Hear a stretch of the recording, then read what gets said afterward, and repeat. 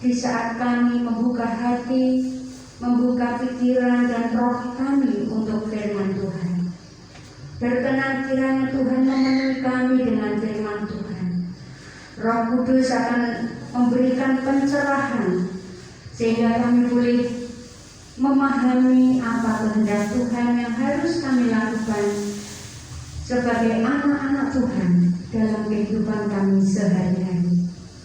Terima kasih Bapa untuk kehadiran-Mu. Terima kasih Roh Kudus untuk pertolongan-Mu. Terima kasih ya Tuhan. Urapi hamba-Mu secara khusus. Pakai lidah bibirnya, sucikan hati dan pikirannya, supaya setiap kebenaran sampai boleh menjadi berkat bagi jemaat Tuhan, membangun iman dan menumbuhkan mereka dalam pengenalan akan Tuhan. Terima kasih Bapa. Di dalam nama Tuhan Yesus kami sambut kebenaran ini. Amin. Pembacaan firman Tuhan terdapat di dalam Injil Yohanes pasal yang pertama. Yohanes pasal yang pertama.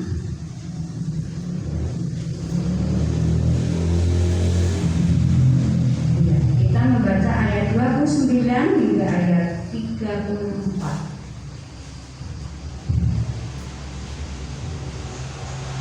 Yohanes pasal 1 ayat 29 hingga 34. Demikian firman Tuhan. Pada keesokan harinya, Yohanes melihat Yesus datang kepadanya dan ia berkata, "Lihatlah anak domba Allah yang menghapus dosa dunia. Dialah yang kumaksud ketika kukatakan, kemudian daripadaku akan datang seorang yang telah mendahului aku, sebab dia telah ada sebelum aku.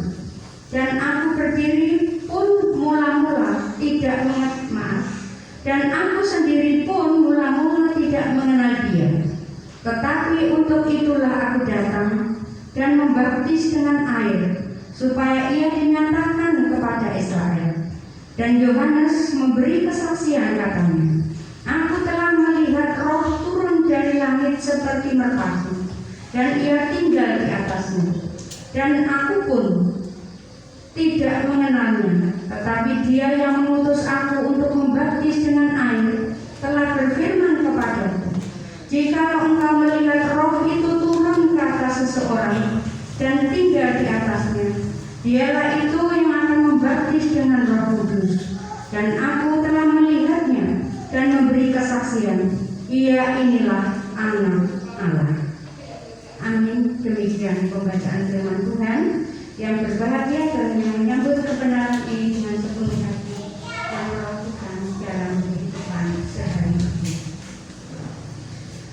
Tema firman Tuhan pada pagi hari ini adalah Yesus Anak Domba Allah. Di dalam kitab Injil Markus pasal 8 ayat 27 hingga 29 di sana tercatat bahwa Yesus bertanya kepada murid-muridnya, "Tetapi apa katamu, siapakah aku ini?" Nah, pertanyaan ini sungguh Bapak Ibu membutuhkan jawaban. Bukan hanya murid-murid pada zaman dahulu, tetapi sampai sekarang ini jawaban itu perlu dan pasti keluar dari pengertian, dari kesadaran, dari pemahaman kita sebagai anak-anak Tuhan. Nah, jawaban dari para murid pada saat itu berbeda-beda. Ada yang menjawab Elia yang bangkit kembali begitu ya. Ada juga yang menjawab Musa. Ada juga yang menjawab ya menurut pengetahuan mereka gitu. Jadi itu jawaban kan tidak pasti ya. Jawaban itu hanya rekayasa pikiran mereka. Tetapi Tuhan mau yang pasti. Lalu kata Tuhan, "Tetapi menurut kamu ini," karena mereka mengatakan kata orang gitu ya. Tapi Tuhan Yesus mau, "Tetapi apa katanya?" Pribadi, bukan kata orang pada umumnya di dunia. Nah, ini penting Bapak. Jadi mengenal Tuhan Yesus itu siapa. itu menjadi tolak ukur seberapa jauh kita percaya kepada Dia dan yang tidak akan dapat digoyahkan oleh apapun dari dunia. Jadi penting sekali ya. Menjadi orang Kristen bukan hanya kenapa kamu mau jadi orang Kristen. Ya karena bapaknya anak-anak juga Kristen, anak-anak saya juga Kristen, ya saya Kristen. Kalau hanya itu Bapak Ibu, itu bukan jaminan bagi kita untuk keselamatan. Ya. Jadi mengenal Yesus secara pribadi, kita dan Tuhan itu saling kenal. Tuhan tentu sudah mengenal kita siapa kita, tetapi apakah kita mengenal Tuhan siapa Dia yang sesungguhnya? Nah ini penting. Kalau orang sungguh-sungguh mengenal Tuhan, apapun yang terjadi di sekeliling kita, entah itu cara-cara dunia untuk menarik kita mengikut mereka, ataupun itu kehendak kita sendiri untuk meninggalkan Tuhan, itu tidak akan terjadi. Ya. Oleh karena itu mengenal Tuhan secara pribadi itu sangat penting. Ya. Jadi Tuhan Yesus menuntut pengenalan akan Yesus itu ada di dalam diri kita. Bapak Ibu, kalau Bapak Ibu nonton di YouTube ya, berapa banyak tiap hari kita bisa melihat. Sekarang ini ada apa ya istilahnya, Indonesia panen jiwa-jiwa. Ternyata mereka itu adalah orang-orang yang merasa betul-betul dipilih oleh Tuhan. Dalam bahasa Jawa itu iku lho ora sebaene. Wong nang yang ngono kok sebagai wong Kristen itu kepriye? Nah, seperti itu Bapak Ibu. Tetapi kalau orang mengatakan itu Kristen sekali dari pokok, gitu ya. Dari dulu sudah menjadi orang Kristen. Ini perlu dipertanyakan. Tapi kalau orang yang tiba-tiba meninggalkan segala sesuatu lalu menjadi orang percaya, nah ini yang perlu kita selidiki apa sebabnya. Dan ternyata sebabnya Bapak Ibu, mereka itu mengenal Yesus secara pribadi, baru menyatakan diri aku mau mengikut Yesus. Dan itu tidak bisa digoyahkan. Tetapi mengapa banyak orang Kristen? Karena pacar meninggalkan Tuhan, ya. Karena calon mertua yang sangat baik meninggalkan Tuhan, karena jabatan meninggalkan Tuhan, ya. Karena kekayaan meninggalkan Tuhan. Mengapa? Itu berarti bahwa secara pribadi orang itu belum mengenal Yesus. Tahunya bahwa Tuhannya orang Kristen itu ya Tuhan Yesus. Nah ya kamu kenapa kok mau? Jadi alasannya mau karena banyak temannya yang jadi Kristen, orang tuanya Kristen, tetangganya dekat Kristen gitu ya. Dan sudah turun-temurun itu Kristen ini tidak jaminan. Ya. Di daerah-daerah Kristen biasanya Kristen itu sejak lahir, ya, otomatis nanti lahir malah di gereja-gereja yang alirannya agak berbeda dengan kita Mennonite gitu ya. Mereka malah dari lahir itu langsung dibaptis gitu ya, seperti Tuhan Yesus umur 8 hari ya. Kalau kita tidak memakai itu, kita penyerahan anak. Jadi anak-anak yang lahir dari orang percaya diserahkan kepada Tuhan. Dalam arti bahwa pembinaan selanjutnya itu menjadi tanggung jawab orang tua dan membawa anak itu kepada Tuhan. Seperti itu. Sedangkan baptisan itu akan dilaksanakan pada saat anak sadar bahwa aku percaya Tuhan Yesus, aku mau ikrarkan imanku di dalam baptisan, mengakui bahwa Yesus itu juru selamatku, Dia telah mati untuk aku, Dia telah menebus dosaku dan Dia telah menerima. Nah, baru di depan jemaatnya dan di hadapan Allah, ya, dimeterai dengan baptisan. Nah itu Bapak Ibu. Jadi ini sangat penting bagi kita orang percaya. Nah, Yohanes Pembaptis itu adalah seorang nabi yang diutus Allah untuk memperkenalkan Yesus yang datang ke dunia ini menjadi penebus dosa. Dia menebus dosa. Mengapa seperti itu? Di dalam perjanjian lama, Bapak Ibu, di dalam kitab Taurat, di sana dicatat bahwa setiap orang yang berbuat dosa, supaya dosanya ditebus, mereka harus membawa binatang. Kalau yang berdosa itu pemuka atau pemimpin, maka yang harus dibawa adalah lembu jantan, sapi jantan yang masih muda. Nah, itu artinya apa? Jadi pemimpin itu dosanya tidak sebesar atau sekecil gitu ya, umat yang biasa yang dipimpin. Jadi dosanya itu berlipat. Nah, untuk umat yang biasa, yang awam, itu cukup dengan membawa seekor domba jantan atau seekor kambing jantan.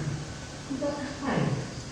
Nah, itu dibawa ke hadapan imam, dan imam akan melakukan ritual di mana orang yang berbuat dosa ketika pemimpin membawa seekor lembu pada waktu di depan misbah, maka yang berdosa itu harus menumpangkan tangan di atas kepala binatang. Artinya apa? Mereka diberi pemahaman bahwa dosanya ini dilimpahkan, ya, dilimpahkan kepada binatang itu, dipindahkan. Jadi dia bersih dari dosa. Nah, ini tentu pengajaran iman dari Nabi Musa untuk bangsa Israel, bahwa dengan iman ia memindahkan dosa itu kepada binatang itu. Tetapi ini hanya secara simbolis gitu ya. Nanti akan datang, tiba saatnya akan datang, dia dari Allah menjadi domba Allah. Mengapa domba Allah? Karena domba Allah ini menebus dosa dunia, bukan untuk hanya untuk bangsa Israel, tetapi untuk seluruh dunia. Nah, Bapak Ibu yang dikasihi Tuhan, kalau orang awam yang berdosa dengan membawa seekor kambing muda, seekor kambing jantan muda, kemudian anak domba jantan, nah ini merupakan suatu pembeda, ya, suatu pembeda. Bukan berarti bahwa ada dosa besar, ada dosa kecil, bukan ya. Tetapi kemampuan orang. Kalau sudah menjadi pemimpin, itu berarti dia memiliki penghasilan yang lebih, begitu ya. Sehingga dia dengan dosanya itu, karena dia mengajarkan tentang kebenaran A, B, C, D dan sebagainya, dia sudah tahu lebih banyak tentang dasar-dasar imannya. Nah, sedangkan umat itu kan baru mendengar dari pemimpinnya. Kalau pemimpinnya berbuat salah, maka yang bertanggung jawab itu adalah pemimpinnya, maka berlipat kali ganda. Ya, kalau seekor anak domba dengan seekor anak kambing lalu dibandingkan dengan lembu jantan, dan itu dikatakan yang tambun, Bapak Ibu, yang tambun, yang sehat, yang tidak bercacat, seperti itu ya. Nah, ini berarti bahwa semua yang dilakukan untuk pengampunan dosa itu sempurna, dan ini merupakan tanggungan. Di dalam kitab Nabi Yesaya disebutkan bahwa ia itu menjadi keluh seperti seekor domba yang dibawa ke tempat pembantaian. Siapa itu? Dan itu masih nanti 700 tahun kemudian digenapi di dalam diri Tuhan Yesus, ya, sebagai anak domba. Nah, tanpa Yesus datang ke dalam dunia ini, maka penebusan dosa itu masih seperti pada zaman Musa. Orang-orang harus membawa minimal, itu berarti itu anak domba jantan atau anak kambing jantan. Nah, apa semua orang punya? Apa semua orang mampu? Ini masalahnya, Bapak. Kalau tidak mampu bagaimana? Oh, masih ada jalan keluar. Ya, bawa burung tekukur atau bawa burung merpati. Yang masih ada jalan keluarnya untuk orang miskin. Tapi itu tidak menjamin akan pengampunan dosa yang sempurna. Itu hanyalah gambaran. Oleh karena itu, mengambil inisiatif. Allah sendiri datang ke dalam dunia dalam diri Yesus Kristus. Nah, Yohanes Pembaptis diutus oleh Allah untuk memperkenalkan Yesus kepada bangsa Israel, bahwa inilah anak domba Allah yang mengangkut dosa dunia, bukan hanya dosa Israel. Kambing lembu jantan, kambing jantan, anak domba jantan itu hanya untuk pribadi-pribadi. Sedangkan Yesus, dia dosa dunia. Jadi semua orang yang mengakui Yesus, dia datang kepada Allah, menerima akan penebusan dosa. Nah, Bapak Ibu yang dikasihi, kita melihat di sini mengapa hanya Yesus sebagai anak domba yang bisa menebus dosa. Yang pertama ialah bahwa Yesus adalah anak domba yang tidak bercela. Apa buktinya bahwa Yesus tidak bercela? Banyak orang itu mencoba mencari kesalahan Yesus, tetapi tidak ada seorang pun yang berhasil. Contoh yang paling nyata Bapak Ibu, ketika ada ahli Taurat dan orang Farisi menangkap seorang yang sedang berbuat zina. Menurut hukum Musa, mereka harus melempari batu perempuan itu sampai mati. Tapi mereka membawa kepada Yesus. Mengapa membawa kepada Yesus? Tujuannya jahat, ingin mencoba Yesus untuk mendapatkan kesalahan yang fatal dari Yesus. Lalu ketika mereka datang membawa perempuan itu, tanya kepada dia, akan memberitahu Yesus, kami mendapatkan perempuan ini sedang berbuat zina. Maka menurut hukum Musa seperti ini. Nah, pada waktu itu Yesus tidak langsung menjawab, dia menulis di tanah dengan jarinya sambil menunggu. Dan orang-orang itu pada menunggu jawaban Yesus. Lalu Yesus mengatakan, jika di antara kalian ada yang tidak pernah berdosa, mengambil lebih dahulu dan melemparkan batu kepada perempuan ini. Yesus kembali menunduk dan menulis di tanah.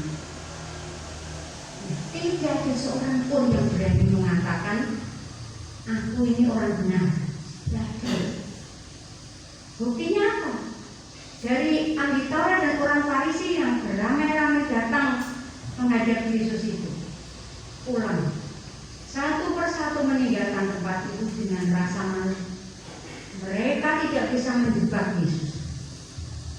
Jadi tidak ada satupun yang berani mengatakan dirinya tidak berdosa. Gitu. Tidak ada yang mengambil batu dan melempar perempuan itu. Nah, dari sini Yesus bangun, lalu mengatakan kepada perempuan itu, adakah yang melempari kamu dengan batu? Tidak ada. Lalu kemana mereka? Mereka pergi. Lalu Tuhan Yesus bangun, aku pun tidak menghukum engkau, tetapi pergilah, mulai sekarang jangan berbuat dosa. Itu yang dikatakan Tuhan. Nah, ini membuktikan bahwa dia adalah Tuhan. Dia adalah manusia yang tidak bercela. Dia anak domba yang menggantikan dosa manusia tanpa cacat. Nah, kemudian kita melihat juga Pilatus, seorang yang dianggap berhak untuk mengadili karena dia adalah seorang gubernur Romawi yang saat itu berkuasa di sana. Nah, Pilatus berkali-kali bertanya kepada Yesus, sebenarnya kesalahan apa yang kamu perbuat? Yesus tidak menjawab. Kemudian ditanya lagi, apakah benar kamu itu raja orang Yahudi? Yesus mengatakan, Anda yang mengatakan itu. Kemudian ditanya lagi yang lain, Yesus tidak menjawab. Berarti dia tidak melakukan kesalahan. Dan akhirnya Pilatus mencuci tangan. Aku mencuci tanganku, tanda aku tidak menemukan kesalahan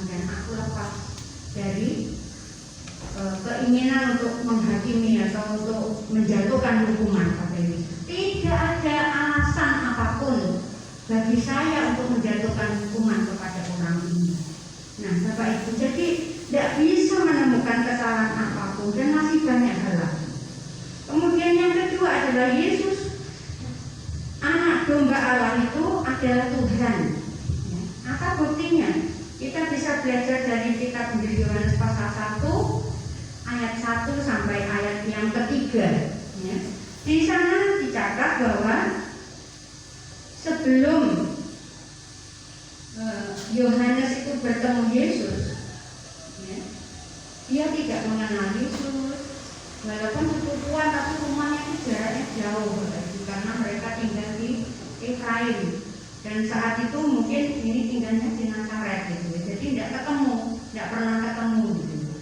Terpautnya itu 6 bulan aja sebenarnya kelahirannya. Tetapi tidak saling kenal karena rumahnya jauh, dan saat itu tentu untuk silaturahmi dengan jarak yang jauh itu berat gitu ya. Perjalanannya itu dari gunung harus turun, nanti naik gunung lagi gitu ya. Itu tidak mudah, sehingga tidak mengenal sama sekali. Tetapi dia yang mengutus aku, memberitahukan kepadaku bahwa aku harus memperkenalkan dia. Dia mengatakan bahwa dia ini sudah ada sebelum aku. Padahal kan lahirnya lebih dulu Yohanes. Tapi Yohanes Pembaptis mengatakan ini artinya Yesus itu melampaui sejarah dan generasi. Keberadaannya itu sebelum zaman gitu ya, dan kemudian berakhirnya tidak pernah, tidak ada akhirnya. Dia melampaui segala sejarah dan generasi. Dan itu hanyalah Tuhan. Di dalam Yohanes 1 ayat 1 sampai 3 juga dikatakan bahwa pada mulanya adalah firman. Firman itu bersama-sama dengan Allah, dan firman itu adalah Allah. Segala sesuatu dijadikan olehnya, dan tanpa dia tidak ada yang pernah dijadikan. Jadi hanya Yesus. Dia pencipta bersama Bapa dan Roh Kudus. Kejadian pasal 1 kita bisa melihat bagaimana kerjasama Allah Tritunggal. Bapak Ibu, kita melihat ketika Yesus ada di dalam dunia, berbagai macam mukjizat dilakukan, dan belum pernah ada seorang pun yang bisa melakukan seperti yang Yesus lakukan. Pertama-tama mukjizat itu adalah air menjadi anggur. Dan setelah itu banyak sekali mukjizat yang dilakukan. Orang mati dibangkitkan, orang sakit pendarahan sudah 12 tahun disembuhkan, orang lumpuh sudah 38 tahun disembuhkan, orang buta telik matanya, orang lumpuh berjalan, dan masih banyak lagi. Ada pemuda Nain yang dibangkitkan, Lazarus yang dibangkitkan, gitu. Nah, di sini kita melihat bahwa Yesus itu adalah Tuhan, dan semua orang mengakui itu, gitu ya. Nah, yang ketiga adalah bahwa Yesus itu domba Allah, adalah anak Allah. Nah, ini dilakukan diberitahukan oleh Yohanes Pembaptis pada saat Yesus datang ke Sungai Yordan, tempat di mana Yohanes membaptis banyak orang.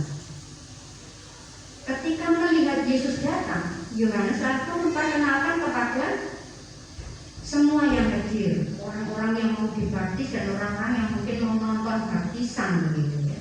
Karena di Sungai Yordan itu kan pinggir hutan begitu, lebat sekali hutannya. Nah, kemudian Yohanes dengan lantang menegur dosa-dosa para pemimpin, dosa masyarakat, pemimpin agama maupun pemimpin politik gitu ya. Nah, ini memperkenalkan Yesus kepada mereka sebagai anak domba Allah. Lihatlah, anak domba Allah yang menghapus dosa dunia. Dan pada saat itu Yesus kok minta dibaptis, gitu. Lalu Yohanes mengatakan, aku tidak layak untuk membaptis. Tapi Tuhan Yesus mengatakan, gitu, sebagai orang yang dilahirkan di Yahudi, hukum Musa berlaku atas siapapun, gitu ya. Jadi Yesus pun berkewajiban untuk memenuhi hukum-hukum agama Yahudi, begitu. Sehingga dia pun harus dibaptis, dan dan itu sudah dinubuatkan dalam perjanjian lama. Nah, waktu Yesus dibaptis, Yohanes ini sudah dipesan oleh Tuhan bahwa kamu akan melihat dan mendengar. Di langit ada seperti seekor burung merpati dan ada suara yang mengatakan, inilah anak yang kukasihi, kepadanya lah aku berkenan. Itu Yohanes melihat dan mendengar, dan betul-betul terjadi. Orang-orang menyaksikan itu seperti kilat sabung menyambung gitu ya, suara yang gemuruh. Nah, Yohanes mendengar perkataan. Jadi dibuktikan bahwa Yesus anak domba Allah adalah anak Allah. Inilah anak yang kukasihi, kepadanya lah aku berkenan. Nah, Bapak Ibu yang dikasihi Tuhan, ini hal yang begitu penting bagi kita. Kemudian yang keempat, dalam darah anak domba Allah ada kuasa. Ada kuasa. Di dalam kitab Ibrani pasal 9 ayat 22 dikatakan bahwa semua peralatan, segala sesuatu untuk menyembah Tuhan itu harus disucikan dengan darah, dan tanpa penumpahan darah tidak ada yang bisa disucikan. Berarti tidak ada pengakuan, tidak ada yang layak di hadapan. Oleh karena itu semuanya harus disucikan dengan darah, dan darah yang sempurna menyucikan adalah darah Yesus. Dari mana darah Yesus itu dapat dimengerti oleh manusia? Di dalam kitab Injil Yohanes pasal 6 ayat 54 berbicara tentang kematian Yesus di kayu salib. Mari kita baca Yohanes pasal 6. Yohanes pasal 6 ayat 54.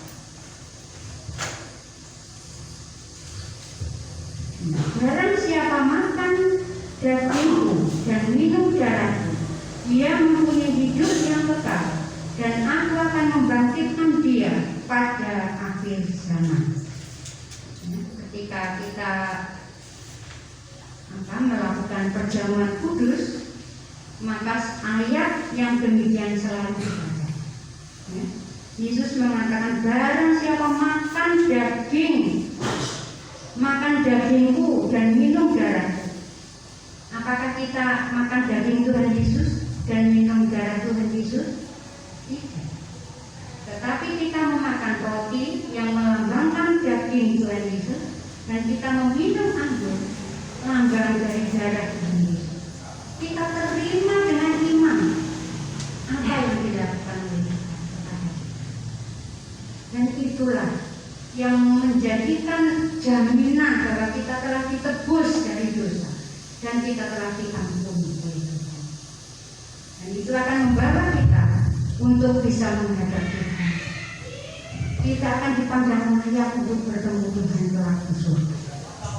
Nah, Bapak Ibu yang dikasihi Tuhan, sebagai orang yang beriman kepada Tuhan Yesus, di dalam kitab Roma pasal 6 ayat 23, di sana dikatakan bahwa hanya dengan karunia Allah kita diselamatkan oleh Yesus Kristus. Hanya oleh karena karunia Allah. Tanpa karunia Allah kita tidak ada yang diselamatkan.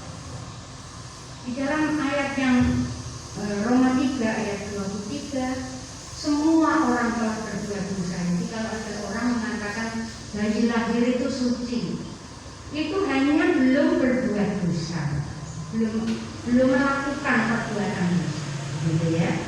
Tapi mereka itu adalah keturunan orang berdosa. Jadi dari bayi yang baru lahir jangan dikatakan, oh ini anak suci, ya ada seorang pun yang lahir ke dunia tidak, tetapi belum berbuat dosa. Tetapi sekalian manusia itu telah berbuat dosa dan kehilangan kemuliaan Allah. Artinya kemuliaan Allah itu terpisah dari kita dan kita menjadi orang yang bernoda, orang yang kotor di hadapan Allah. Oleh karena itu perlu kasih karunia Allah. Usaha manusia apapun, ritual-ritual keagamaan, ya, kemudian ibadah ini, ibadah itu dan sebagainya. Itu bukan jaminan masuk surga, tetapi pengampunan, keselamatan yang disediakan oleh Tuhan itu yang menjamin kita.